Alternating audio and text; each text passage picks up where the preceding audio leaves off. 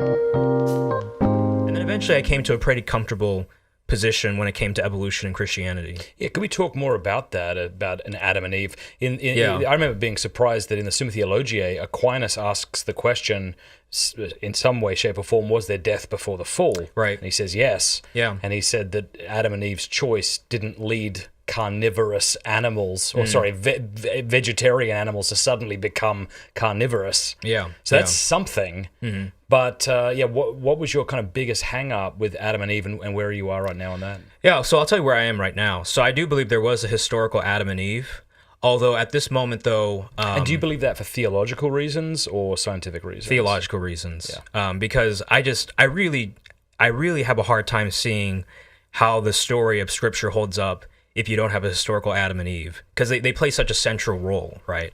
And so what I believe is that Adam and Eve were a special creation by God, and that the Garden of Eden was kind of an oasis in which God allowed Adam and Eve to be our first high priest, and they were able to represent all of creation, and that when they fell,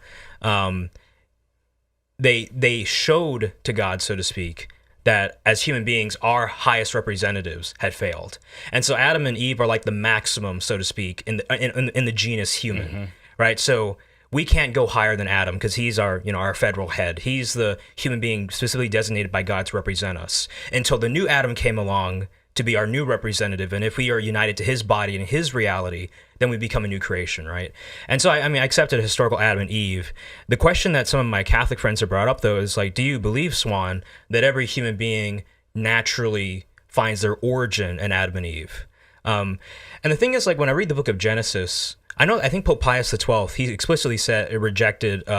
Is it polygenism? Polygenism, yeah. Something like that, right? Where like multiple human beings appeared on the scene, right? Or something like that, rather than their origin in Adam and Eve. My understanding from Humani Generis is that language in which he seeks to call into question polygenism is too vague to be thought of as a sort of papal declaration, a sort of magisterial declaration. Yeah, that's what I thought. Yeah, because he seems to say there seems to be no way of reconciling. I think if that's the language, if I recall correctly. Yeah. Anyway, but fair enough. But I mean, sure, maybe that's right though. And so why do you think that then? So, because I read, when you read the book of Genesis, it's never explained where Cain's wife came from. Yeah, and it's like, okay, it does seem prima facie as you read those first few chapters. For at least, and I'm not even making this claim, I'm just saying it seems that there's other humans around. Exactly. And the scriptures themselves provide no further explanation on where they came from, right? And so it seems to me that Adam and Eve were special creations of God, just as the new Adam and the new Eve are special creations of God. And so you can use that historical typology. But I also believe that because Adam and Eve failed, a lot of people, they're really embarrassed when you tell them that they evolved from ape-like creatures or hominids, right? But I think like that's the point, because sin brought us to such an embarrassing state, because we were supposed to be, in a sense, over the animal kingdom and unique and different as rational animals. But then when we look at our origin, we're no different than the other animals to some extent, right? And so I think that has to do in part with the fall, because the fall, I think, has retroactive consequences as well as forward-looking consequences. There's a lot to go into there, but... But you began by saying some of your Catholic friends will say to you, did we naturally come from Adam and Eve? And then you talked about other humans, perhaps. So how do you reconcile that, or where are you at right now? Right, so I think that the rest of the human race evolved by evolution, and they came about through that natural process under divine providence, right? But then Adam and Eve were the special creation of God to be our representatives before him and to be the representatives of all humanity. Okay. Yeah.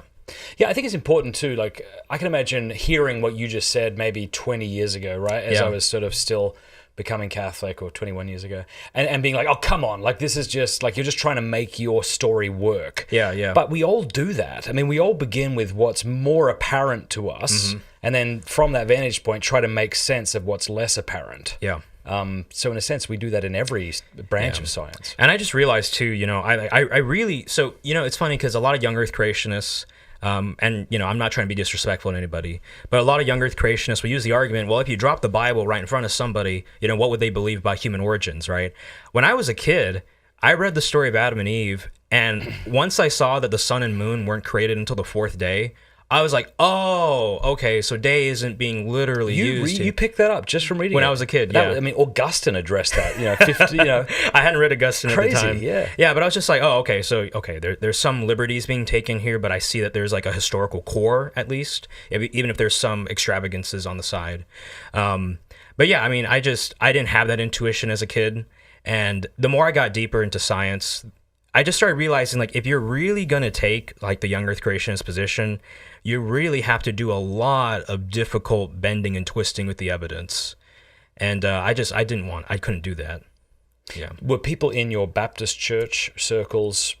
Where do they fall in this conversation? A lot of them are young Earth creationists. Oh wow, okay. But I mean, there's among the, I hate to put it like this, but among like the more educated professor types, they're old Earth or theistic evolution. Okay. Yeah. If you like that clip, be sure to like and subscribe. Cheers.